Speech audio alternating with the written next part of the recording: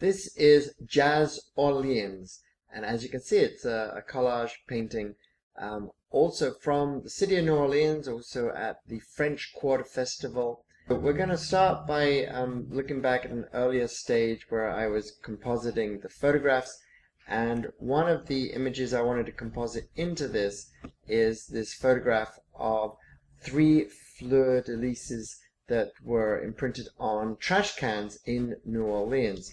So let's bring up the palettes, and we're just going to very simply make use of the shortcuts in the Jeremy Shortcuts custom palette, starting off with all for select all. You'll see the marching ants.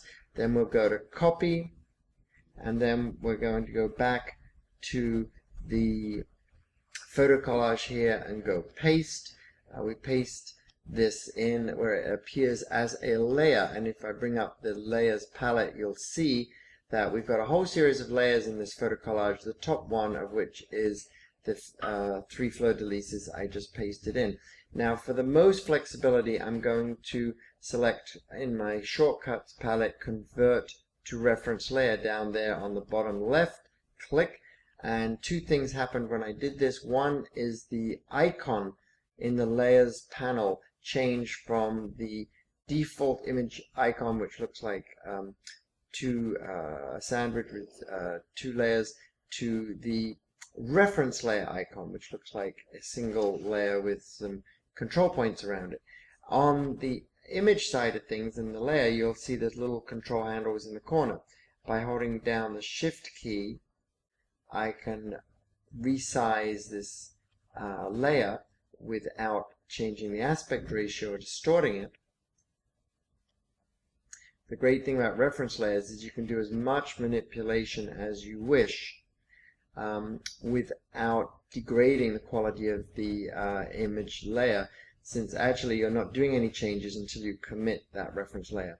Another thing I'm going to do is hold the command key down on the Mac. If I was on a PC, it would be the control key, and then I can actually just rotate this slightly as well. So it's very, very versatile. I love, with collage, working with this reference layer facility, and in case you're wondering, it's under layers, convert to reference layer. I just make it a shortcut. So here we go. Let's bring back the palettes and reduce the layer opacity so we can see through. And at this point, I'm going to convert that reference layer to a default layer. Here we go. It's again a shortcut in my Jeremy Sutton shortcuts. One thing that you're welcome to do here, and I really encourage you to treat my palette arrangements and customizations purely as a starting point, and then to shape them for yourself. If you hold down the shift key, you can move anything around you want in these custom shortcut palettes.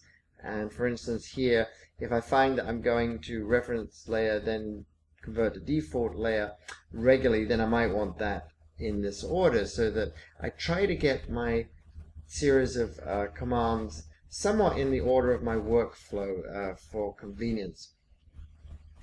Now we've converted this to a default layer, I'm going to create a layer mask. Again, I've got a shortcut for that. It's the same as going to the new layer mask icon. You'll see the black square here, and at this point I want to make sure that I have white and black in my additional and main color circles that you see in the colors palette, and I use the little arrow or shift X to change those around. Starting off with black, I'm going to use the digital airbrush from the airbrushes. I have a shortcut set in the middle on the right hand side of my Jeremy Sutton shortcuts that for this brush I make sure I can see how big it is here in the dab profile preview. That's why I love to have that sitting right there, and then I can paint right in to the layer. And what this is going to do is wherever I'm painting with black, it actually makes the layer invisible. In other words, it takes away the visibility of whatever happens to be in that layer. Carell asked me to do some freeform painting for the end of this video, so I'm going to do a quick 1-minute sketch of the beautiful Peggy. So we're going to see where we go from here.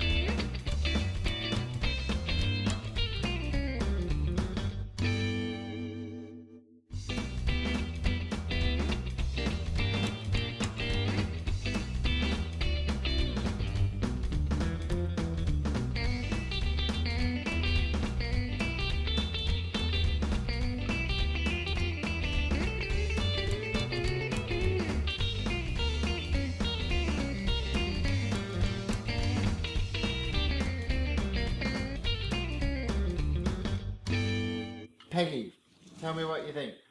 I love it. I think it looks great.